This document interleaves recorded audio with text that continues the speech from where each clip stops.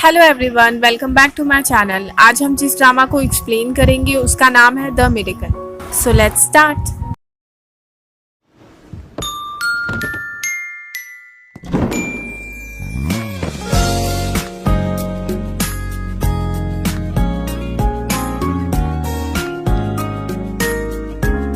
तो कहानी शुरू होती है दो बहनों से जो कि एक दूसरे से काफ़ी अलग होती है। फर्स्ट होती है शियोन। शियोन जो कि एक ओवरवेट गर्ल होती है बट सिंगिंग में बहुत अच्छी होती है, पर अपने बिग साइज की वजह से वो कभी भी किसी भी ऑडिशन में सिलेक्ट नहीं हो पाती। शियोन को उसके बिग साइज की वजह से उसके स्कूल में काफ़ी बुली किया जाता है, जिस वजह से उसका सेल्फ कॉन्फिडेंस खत्म हो चुका है।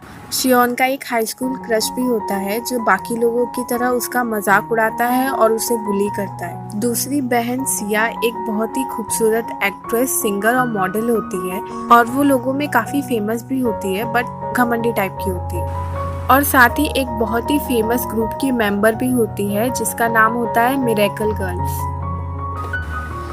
पर सिया कभी भी शियोन को उसके बड़े साइज की वजह से एक्सेप्ट ही नहीं कर पाती और जब भी उसके घर में कोई इंटरव्यू या शूटिंग होती है तो वो शियोन को सबसे छुपा कर रखती है। इनकी लाइफ चली रही होती है, तभी इसमें आता है एक ट्विस्ट। शियोन का डॉगी कहीं भाग जाता है जिसे ढूंढने के लिए शियोन भी बाहर चली जाती है। काफी टाइम तक अपने डॉग को ढूंढने के बाद आखिरकार उसे डॉग मिल ही जाता है और वहाँ पर एक लेडी होती है जो बेहोश होती है। तो फिर शियोन उसकी हेल्प करती है, पर वो लेडी कोई नॉर्मल लेडी नहीं होती है, वो एक टैरेट कार्ड रीडर होती है, जिसे शियोन का चेहरा देखकर ही पता चल जाता है कि वो काफ़ी दुखी और परेशान है, जिस वजह से वो डिसाइड करती है कि वो शियोन की हेल्प करेगी।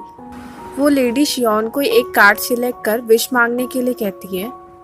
वैसे तो शियोन को इन सब पे भरोसा नहीं होता, बट वो सोचती है कि अगर ऐसा कुछ है तो क्यों ना मेरी बॉडी सिया की बॉडी से चेंज हो जाए, और वो ये विश करती है। फिर वो टैरेट मास्टर शियोन को एक लॉकेट देती है और कहती है कि जब भी कोई प्रॉब्लम हो सीधे मेरे पास आ जाना। शियोन वहाँ से जा ही रही होती है कि अचानक उसे चक्कर आ जाता है और वो वहीं गिर जाती है। दूसरी तरफ डांस प्रैक्टिस के दौरान सिया भी बेहोश होकर गिर जाती है। नेक्स्ट डे जब वो दोनों उठती है तो बहुत ही शॉक हो जाती है क्योंकि उन दोनों की बॉडी एक दूसरे से एक्सचेंज हो गई है। शियोन सिया को पूरी कहानी बताती है और वो दोनों सीधे टैरेट मास्टर के घर पर जाते हैं, जहां उन्हें पता चलता है कि टैरेट मास्टर 30 डेज के लिए वेकेशन पर गई है। तो फाइनली वो दोनों अपनी सिचुएशन को एक्सेप्ट कर लेते हैं और एक दूसरे की हेल्प करना स्टार्ट कर देते हैं। नेक्स्ट डे सिया शियोन के स्कूल जाती है और वो बहुत ही खुश होती है क्योंकि ना ही उसे कोई डाइटिंग फॉलो करनी है और ना ही कोई डांस प्रैक्टिस। तभी शियोन के कुछ फ्रेंड्स आकर उसे बुली करना स्टार्ट कर देते हैं, पर सिया कुछ भी नहीं कर पाती क्योंकि शियोन ने उसे कोई भी काम बिगाड़ने से मना किया होता है।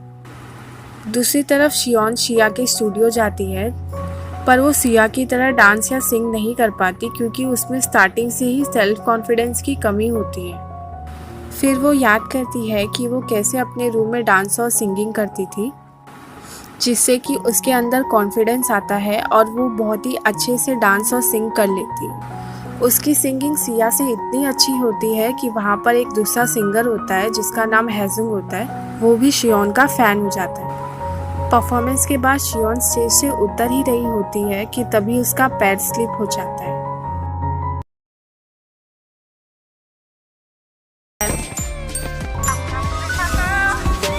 हैजुंग को शियोन से पहली नज़र का प्यार हो जाता है, जिसके बाद वो शियोन को अपने साथ डुएट के लिए पूछता है और शियोन हाँ कर देती है।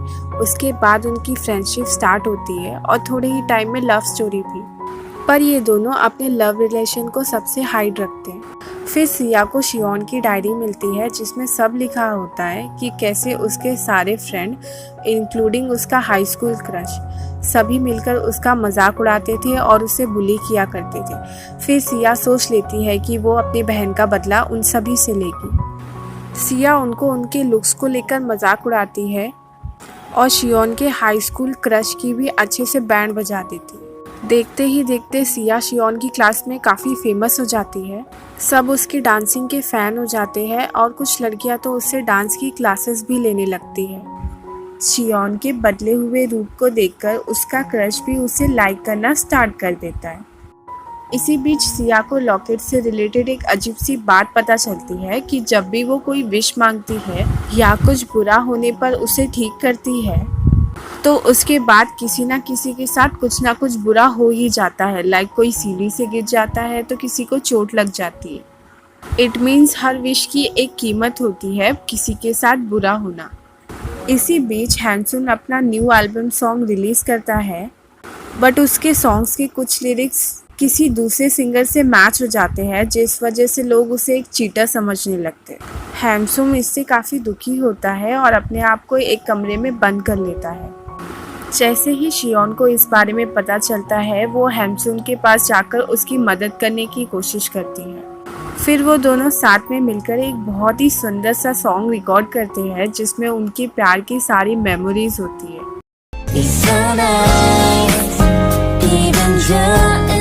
इसी दौरान एक रिपोर्टर उनकी फोटोज ले लेता है, जिससे कि उनकी लव रिलेशनशिप एक्सपोज हो जाती है और सभी को इस बारे में पता चल जाता है। जैसे ही सिया को ये सब बात पता चलती है, वो काफ़ी गुस्सा हो जाती है, जो कि ऑब्वियस है। पहले तो उसका बॉडी चेंज हो जाना, फिर उसके बॉडी में ही रहकर किसी और को डेट करना जिसके बारे में उसे पता भी नहीं है। इस वजह से दोनों बहनों में फाइट स्टार्ट हो जाती है। तभी हैंसुन आता है और ये सब देख लेता है, तो वो सिया को शियोन से दूर करता है और वो ये सोचता है कि ये कोई उसकी क्रेजी फैन है जो कि उसकी गर्लफ्रेंड से जल रही है और इसीलिए उसे हर्ट करने की कोशिश कर रही है। इन सब की वजह से शियोन काफ़ी परेशान हो जाती है और वो टैरेट मास्टर के घर जाती है, जहाँ पर टैरेट मास्टर तो नहीं होती पर उनकी बेटी होती है। वो कहती है कि उसकी मॉम काफ़ी बीमार है तो कुछ दिनों के लिए वो नहीं आ पाएंगी, पर तुम अपनी परेशानी मुझसे शेयर कर सकती हो। शियोन सब कुछ उसे बताती है, तो टैरेट मास्टर की बेटी उससे कहती है कि तुम्हें फिर से पूरे दिल से इस लॉकेट से एक विश मांगनी होगी और तुम्हारी विश पूरी हो जाएगी। उसके बाद सिया और शियोन साथ में मिलकर विश करते हैं कि उनकी सोल्स आपस में एक्सचेंज हो जाए। पर अगली सुबह जब वो उठते हैं तो कुछ भी चेंज नहीं हुआ होता, सब वैसे का वैसा ही होता है। इसके बाद वो हालात को एक्सेप्ट कर सिया शियोन की लाइफ को एक्सेप्ट करती है और शियोन सिया की लाइफ को। एक दिन सिया रोड क्रॉस कर रही होती है, तभी सामने से एक कार तेजी से उसकी ओर बढ़ती है। शियोन दूर से ही ये देख लेती है और सिया को बचाने के लिए उसकी ओर भागती है। तभी सडनली दोनों का एक्सीडेंट हो जाता है। नेक्स्ट सीन में शियोन जब अपनी आंखें हॉस्पिटल में खोलती है तो दोनों की सोल्स आपस में चेंज हो चुके होते हैं और टैरेट मास्टर भी वापस आ चुकी होती है। शायद इसीलिए सब कुछ बड़ी आसानी से नॉर्मल हो जाता है। उसके बाद सिया हैंसुन से ब्रेकअप कर लेती है और शियोन का हाई स्कूल क्रश भी शियोन को फ्रेंडशिप के लिए पूछता है, पर शियोन उसे रिजेक्ट कर देती है क्योंकि वो अभी भी कहीं ना कहीं हैंसुन से ही प्यार करती है। अब सिया और शियोन की सिस्टर बॉन्डिंग भी काफ़ी स्ट्रॉन्ग और अच्छी हो गई होती है, तो सिया शियोन को फोर्सली एक सिंगिंग ऑडिशन में भेजती है, जहाँ का जज कोई और नहीं खुद हैंसुन ही होता है। और शियोन गाना स्टार्ट कर देती है। वो वही गाना गाती है जो हैंसुन और उसने साथ में रिकॉर्ड किया होता है।